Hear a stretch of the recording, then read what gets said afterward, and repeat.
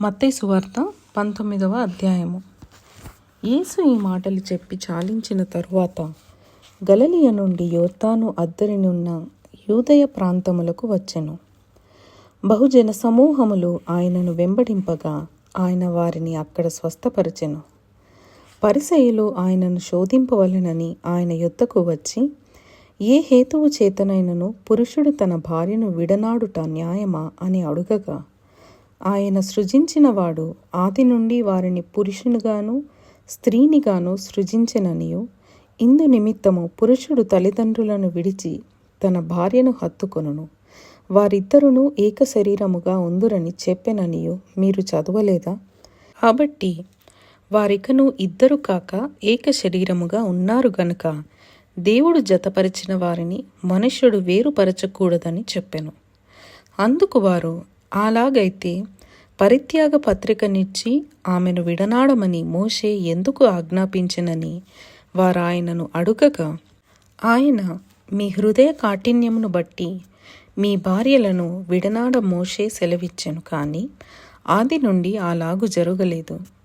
మరియు వ్యభిచారము నిమిత్తమే తప్ప తన భార్యను విడనాడి మరి ఒకతను పెండ్లి చేసుకునివాడు వ్యభిచారము చేయుచున్నాడనియు, విడనాడబడిన దానిని పెండ్లి చేసుకునివాడు వ్యభిచారం చేయుచున్నాడనియు మీతో చెప్పుచున్నానని వారితో అనెను. ఆయన శిష్యులు, భార్యాభర్తలకుండు సంబంధము ఇట్టిదైతే పెండ్లి చేసుకొనుట యుక్తము కాదని ఆయనతో చెప్పిరి. అందుకాయన, అనుగ్రహము నొందిన వారు తప్ప మరి ఎవరునూ ఈ మాటను అంగీకరింపనేరరు. తల్లి గర్భము నుండి నపుంసకులుగా పుట్టిన వారు కలరు, మనుష్యుల వలన నపుంసకులుగా చేయబడిన నపుంసకులును కలరు. పరలోక రాజ్య నిమిత్తము తమను తామే నపుంసకులునుగా చేసుకున్న నపుంసకులును కలరు. ఈ మాటను అంగీకరింపగలవాడు అంగీకరించునుగాక అని వారితో చెప్పెను. అప్పుడు ఆయన వారి మీద చేతులుంచి ప్రార్థన చేయవలెనని కొందరు చిన్నపిల్లలను ఆయన యొద్దకు తీసుకొని వచ్చిరి. ఆయన శిష్యులు తీసుకొని వచ్చిన వారిని గద్దింపగా, యేసు, చిన్న పిల్లలను ఆటంకపరచక వారిని నా యొద్దకు రానీయుడి, పరలోక రాజ్యము ఈలాటి వారిదని వారితో చెప్పి వారి మీద చేతులుంచి అక్కడ నుండి లేచిపోయెను. ఇదిగో, ఒకడు ఆయన యొద్దకు వచ్చి, బోధకుడా, నిత్యజీవము పొందుటకు నేను ఏ మంచి కార్యము చేయవలనని ఆయనను అడిగెను. అందుకాయన, మంచి కార్యమును గూర్చి నన్నెందుకు అడుగుచున్నావు? మంచివాడొక్కడే. నీవు జీవములో ప్రవేశింపగోరిన ఎడల ఆజ్ఞలను గైకొనుమని చెప్పెను.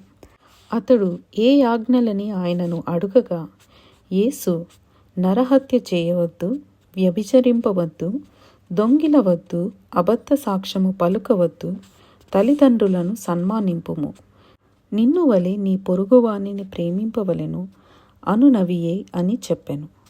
అందుకు ఆ యవనుడు, ఇవన్నీయు అనుసరించుచూనే ఉన్నాను, ఇకను నాకు కొదువ ఏమని ఆయనను అడిగెను. అందుకు యేసు, నీవు పరిపూర్ణుడవు అగుటకు కోరిన ఎడల పోయి నీ ఆస్తిని అమ్మి బీదలకిమ్ము, అప్పుడు పరలోకమందు నీకు ధనము కలుగును. నీవు వచ్చి నన్ను వెంబడించుమని అతనితో చెప్పెను. అయితే ఆ యవనుడు మిగుల ఆస్తిగల వాడు గనుక ఆ మాట విని వ్యసనపడుచు వెళ్ళిపోయాను. యేసు తన శిష్యులను చూచి, ధనవంతుడు పరలోక రాజ్యములో ప్రవేశించుట దుర్లభమని మీతో నిశ్చయముగా చెప్పుచున్నాను. ఇది కాక ధనవంతుడు పరలోక రాజ్యములో ప్రవేశించుట కంటే సూది బెజ్జములో ఒంటె దూరుట సులభమని మీతో చెప్పుచున్నానెను. శిష్యులు ఈ మాట విని మిక్కిలి ఆశ్చర్యపడి, అలాగైతే ఎవడు రక్షణ పొందగలడని అడుగగా, యేసు వారిని చూచి, ఇది మనుష్యులకు అసాధ్యమే కాని దేవునికి సమస్తమును సాధ్యమని చెప్పెను. పేతురు, ఇదిగో, మేము సమస్తమును విడిచిపెట్టి నిన్ను వెంబడించితిమి గనుక మాకేమి దొరుకునని ఆయనను అడుగగా, యేసు వారితో ఇట్లనెను, ప్రపంచ పునర్జననమందు మనుష్య కుమారుడు తన మహిమగల సింహాసనము మీద ఆసీనుడై ఉండునప్పుడు నన్ను వెంబడించిన మీరును 12 సింహాసనముల మీద ఆసీనులై ఇశ్రాయేలు 12 గోత్రముల వారికి తీర్పు తీర్చుదురు. నా నామము నిమిత్తము అన్నదమ్ములనైనను అక్క చెల్లెండ్రనైనను తండ్రినైనను తల్లినైనను పిల్లలనైనను భూములనైనను ఇండ్లనైనను విడిచిపెట్టిన ప్రతివాడును 100 రెట్లు పొందును. ఇది కాక సత్య జీవమును స్వతంత్రించుకును. మొదటివారు అనేకులు కడపటి వారగుదురు, కడపటి వారు మొదటి వారగుదురు.